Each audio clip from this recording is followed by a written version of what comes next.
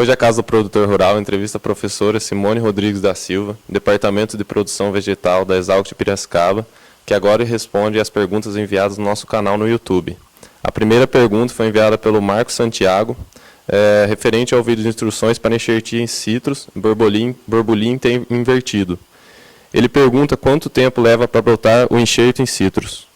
Após a enxertia em citros, é feita a cobertura da borbulha, né, com fitilho plástico, que é retirada a partir dos 15 dias, mais ou menos, após a realização dessa enxertia.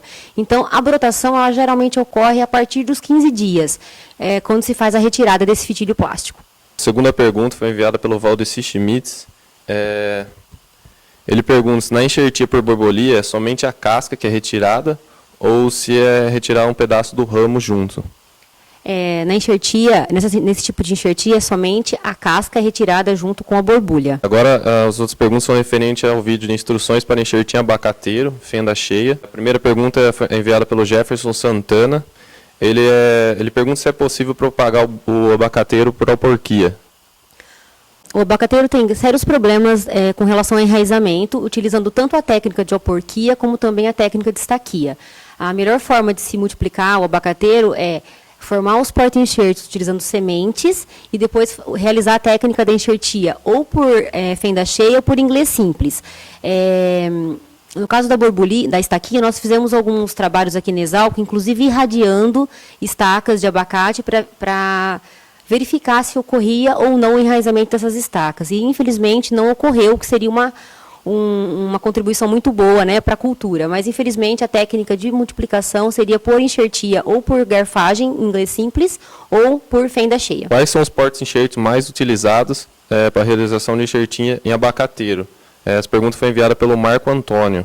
Bom, como eu comentei anteriormente, todos os porta-enxertos de abacate, eles são feitos a partir de sementes. Então, existe uma variabilidade muito grande nesses porta-enxertos e, infelizmente, nós não temos como multiplicá-los por outra técnica de propagação, somente por sementes. O Jaime também enviou uma pergunta referente ao vídeo do enxertinho abacateiro. Ele pergunta qual a idade do porta-enxerto do abacateiro para a realização da enxertia. Bom, depende bastante da época do ano em que a gente coloca essa semente para germinar.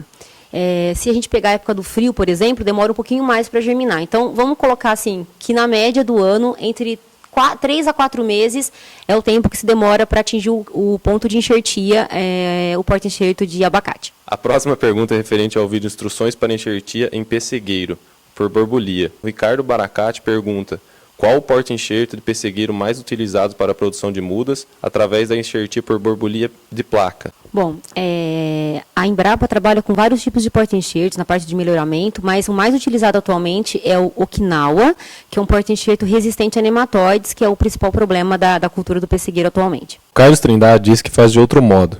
Ele insere o escudete com a borbulha no recorte em que se alarga a casca com corte em T. Na verdade, o que o Carlos faz também é a técnica de propagação por borbulha, só que ao invés de ser em placa, ele usa a borbulha em T.